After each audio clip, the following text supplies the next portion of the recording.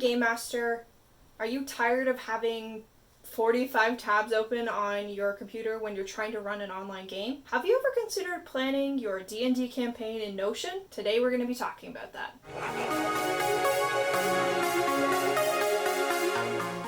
Welcome to A Slice of Hayley, where I share all manner of things from planning to productivity, and today, D&D. Make sure to subscribe to this video if you want to see more things like this about D&D and other planning related to D&D. Definitely give it a thumbs up if you enjoyed the concept, and I'd love to hear from you. Have you ever planned out a D&D campaign? Make sure to leave a comment in the description below. Let's dive into it. So today we're going to be talking about creating a Notion database or a Notion space for a D&D campaign. And it's something you might not know about me, but I am a big D&D fan. I love Critical Role. I'm sporting some of their merch today for this, but I recently became a Dungeon Master for our local game, and I am going through the Tomb of Annihilation, so if you aren't interested in D&D, this might not be the video for you, but that being said, it might give you an idea about how you can use Notion to plan something that you would not have necessarily thought to do. Starting off, I did look up Notion and D&D this past weekend to see what would be the best way that I could do this. As you guys know, I love planning in Notion, so obviously it was kind of like my go-to place. I did find two other Notion users who have planned out D&D campaigns, so I did use both of their templates and designs as inspiration for this. I will pop their links in the description below. One of the templates I saw was created by Randy Ost, if I said that correctly. Their handle is Amazing Rando on Twitter, and the other was from Sky Flourish by, I believe it's Mike Shea. Again, I will links to both of those in the description, but thank you so much guys for creating your templates because it kind of gave me an idea of what I should do. So from here on, we're going to kind of dive into how I'm planning out the campaign and what I'm doing to make my life easier. I don't know if you've ever campaigned before, but if you had, oh my gosh, I have such respect for any game masters or dungeon masters out there because it is a lot of work, and when you're running the campaign you want to make sure obviously your players are happy and you want to make it easier for yourself, so mad props to anybody who does that. Pull back the curtain, thankfully my players don't watch my YouTube stream, so, and if they do, please guys just skip over this video because it's going to be talking about your campaign. So I have put in here, and this is a complete work in progress, this is not finished by any stretch of the means. I have my players here. Each of the players in this database have their passive perception, investigation, and insight noted as an item on their card. I wanted to be able to see this information easily. It is also linked to my session notes so that I can keep track of what happened, of course. I have created a campaign database, and that is actually what I was working on before this video, so I figured why not stop and get you guys to come along for this. So what I was planning out was I wanted to create a database that was going to be useful and that I didn't have to create database inception, so I thought it would be best to create a database that included both NPCs, locations, and possibly items like special treasure that they're going to be finding along the way. Here is an example of one of the locations that the players might stumble upon. Within the database of D&D Beyond, which is what I'm using, they have all of these modules, and there's a lot of text. There's a lot of information here about what could happen, and sure, I could have 1,000 tabs open, but that would probably drive me crazy. And to be honest, it did drive me crazy. I had two different browsers, operating systems open, with whether I was using Roll20 or Firefox, which I hadn't included the extension in, so definitely make sure you've got all your stuff in order before you start. That being said, I literally had 75 tabs open and it was just chaos. All that being said, I'm adding all of these items in so that I have that information. And the best way I can figure out how to do this at this point is truly the wonders of copy and paste. As I have mentioned before, they do have a web clipper that you can use, but in this case, this page is full of additional information. There's all the locations that they could come to, like different locations or on their expedition. So it would not be beneficial to click the web clipper. So in this case, I'm just going to copy and paste it to here. I'll just put this information down here. There are sections in here that will link out, so if I were to click on this monster here, it would open a new window for me to the actual monster from within D&D Beyond.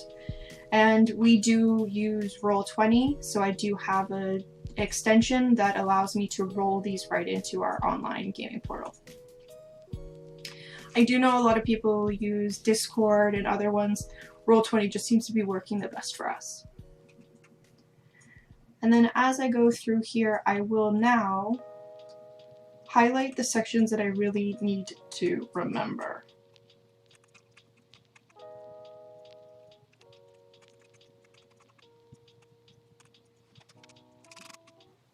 I've already grabbed a copy of the player map. I have saved it to my hard drive, and I will attach it as a file for me to embed in my Roll20 campaign.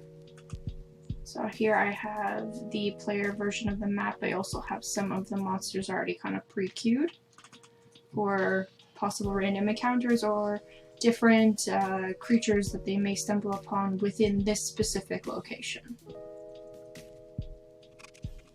And as you can see here, there's a few different monsters that I've already grabbed their media for.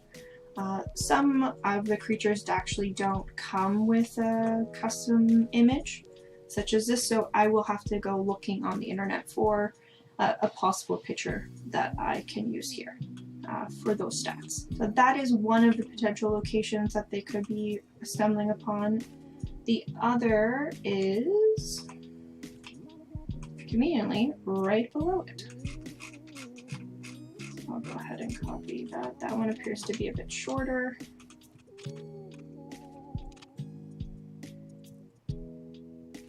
Now within this story there are a few NPCs that they could stumble upon.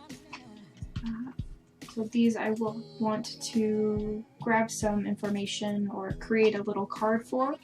Now the one thing about these campaigns is they don't have all of the answers. Some of it you do have to kind of make up or roleplay through. So I will go ahead and make some NPC cards as well, just to kind of show how that's referenced. So we'll go with this one.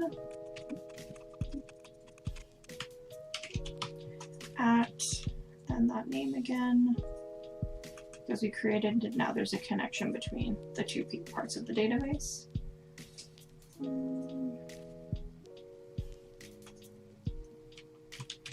And copy this, so I have it in here just as a reminder. And then this will link out to the character sheet for that specific, just in case my players have anything that they want to do. And it's also an opportunity for me to grab a photo and grab the photo and be able to customize it in case there's a specific voice I want to do or something like that. So this is where I would come up with that information here. So we'll go back to camp. And it is possible that I might have to go in afterwards and create some of these after the fact, depending on who they interact with.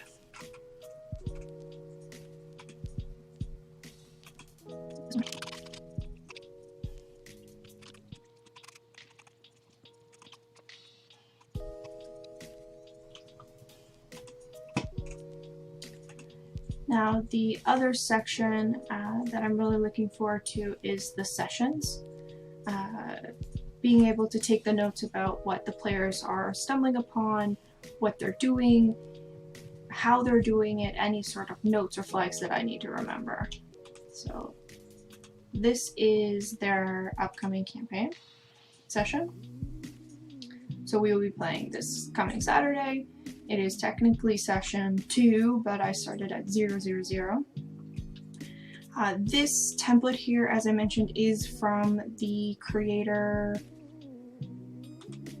Sky Flourish. I have gone ahead and tweaked it slightly. We will add in the other location. And originally I was going to do it as toggles, but then I thought if I have to go back and reference it, then I'd have to find the specific session note, so it made more sense for me to create it as a database entry.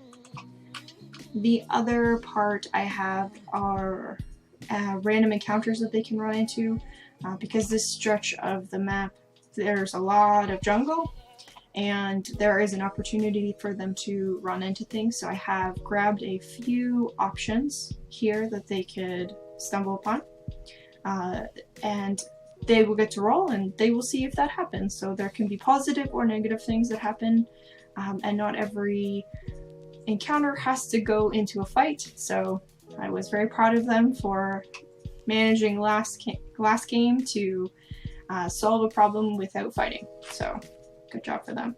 Not that they'll see this video, but good job, guys. Always remember you can talk through things and you don't have to fight your way through it. It goes for life too. I grabbed this straight from the notes, just random things that they can find. Again, I feel like I will probably add this to campaign database, still kind of figuring out what I want to do. We'll see how it goes on Saturday. Here I will add in their guide. This is where we can put in monsters, but I've got to put them up here. We'll see if there's anything specific I want to use in this place. There's treasure, there's a scratch pad, and then session notes or things that I want to cover. So as this week goes, I will continue to fill this in, but so far this is very helpful for me for planning and figuring out how I can work through the best version of my campaign as best as I can. I did want to mention this is the template from Sky Flourish, so thank you so much for creating this. This was very helpful. There's so many templates that you can get for Notion of amazing creators who've created the template beforehand, and you can tailor to exactly what you need. There you have it. That is how I'm working through Notion right now with my D&D campaign. If this is a template you're interested in, do check out the one I mentioned from Sky Flourish or from Amazing Rando. As I said, those links are in the description. If this is a campaign template that you're looking for, or for whatever reason you want to run the Tomb of Annihilation through D&D and Beyond, do leave a comment below and I'd be happy to share this so it's kind of already started for you. Again, none of this information is mine. Specifically, unless there's like notes about how I'm voicing a character, all of this stuff is coming from D&D Beyond with the account that I have. But I do hope that you found this helpful. I do hope that you were able to see a different way that you can use Notion in a different way. If you like this video, do give it a thumbs up. Don't forget to hit the subscribe button. And until next time, happy planning.